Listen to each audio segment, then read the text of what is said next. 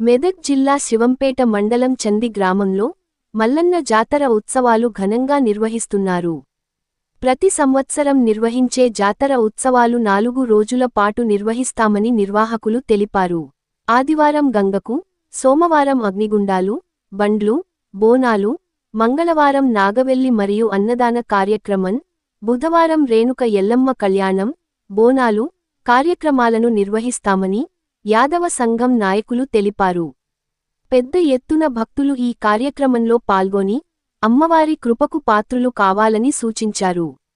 ఈ కార్యక్రమంలో మల్లేష్, పోచయ్య, ఆంజనేయులు, రాజశేఖర్, శివకుమార్, ఆంజనేయులు, రాజు, హనుమంతు, నాని, పెంటయ్య, ఆంజనేయులు, చందు, నరసింహులు, గణేష్, నవదీప్, అనిల్, సత్యనారాయణ, శ్రీశైలం, వెంకటేష్, రమేష్, రాజు, యాదవ సంఘం నాయకులు తదితరులు పాల్గొన్నారు.